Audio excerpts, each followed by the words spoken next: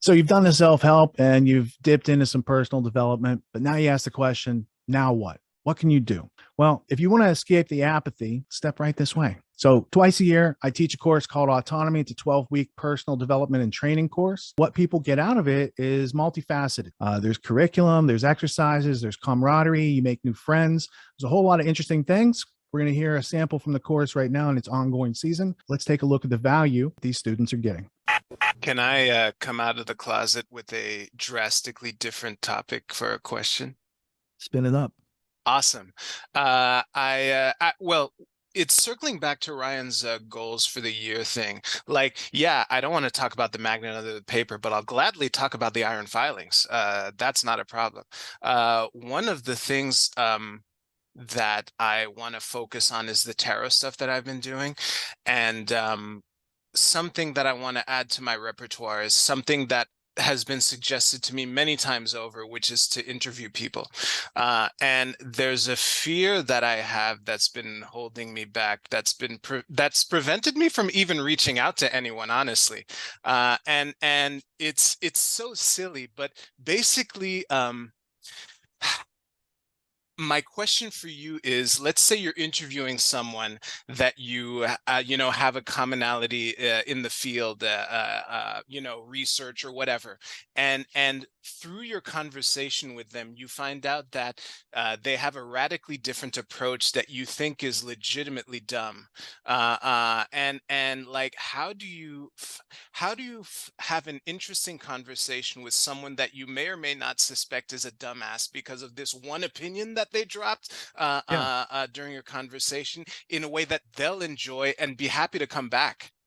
All right. So when you said you had a fear, I was going to ask, did you validate your fear? Is it something that's actual or something that's like not there?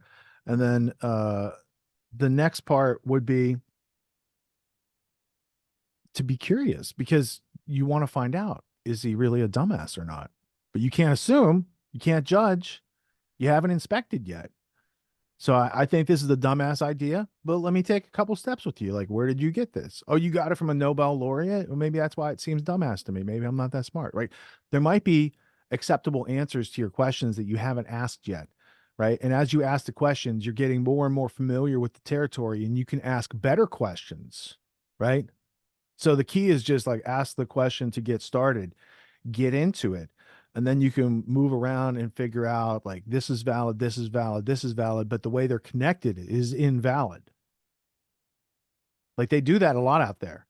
I could show Mm, you a whole documentary of fact to make you think something that's other than reality because those facts aren't actually connected together, which is yes. why people can understand. Like it's why it's important for people to be able to articulate and understand what is the connection between these two things.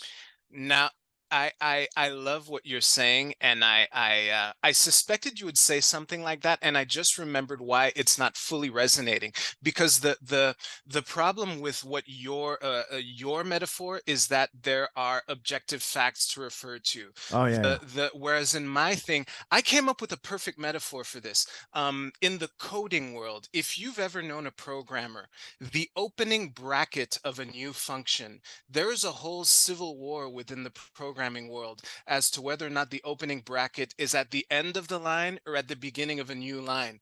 And if you've ever seen two It's at the programmers who beginning of a new line. disagree, The other they side's will stupid. get needlessly heated over this. So it's mainly like, if you like opening brackets on the end of the line and the person you're interviewing likes the opening brackets at the beginning of a new line, what objective facts are there Well, to no, I do? mean, how does it make your life better to put it at the end of the line than the oh, I always forget to put it at the beginning, so I put it at the end. Okay. That doesn't I don't I that doesn't work for me. So I do it at the beginning. Not a big deal. Right. But to understand their reasoning why or their absence of reasoning in their arrival at a conclusion, which is someone assumed their way there. And I want to stay away from the people who assume their way there. Right. Someone said the Rothschilds are behind 9/11. I I don't know what you mean by that. What do you mean by that? Well, they had this company that funded this, that did the, okay, there's some connections. Cool. I can dig into that. Or if you're just going to say, because all these tropes you've seen on the internet, they must have done it or whatever, like that doesn't help me. And I stay away from that. That is the conclusion from assumption is dangerous. The conclusion by step is is more useful, and then you have to validate were those steps, like there's a piece of evidence in there that doesn't exist in reality, and everything else hinges on that, right? Like if that's not there, then the other things aren't connected. Does that make sense? Yeah, no, it makes a lot of sense actually. As soon as you said I forget how you worded it, but like how does it make your life better to put the bracket on the new line? That was the answer to my question in its entirety, and everything else was like detail and polish. So yeah, As if, thanks for that.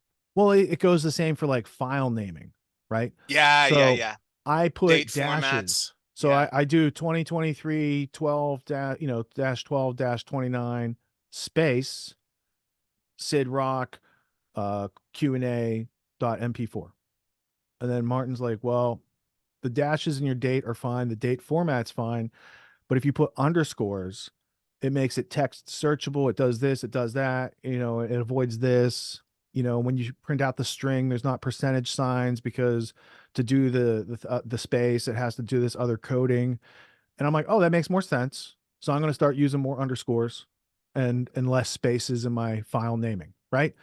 It looked funny. Maybe I think that's dumb, whatever. It's extra work. But then I understand the benefit from it. I'm like, oh, I want that I want the benefit. I want the text searchable names.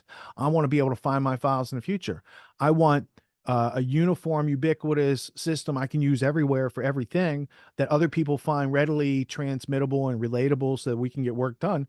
And yes, so that is where I will adapt, evolve, and adopt something new, as opposed to if I don't understand the benefits, I'm probably just going to keep doing what I've been doing. Yeah, and to add my layer of polish to it, because the problem with what you were saying is there you go, bringing up objective benefits again.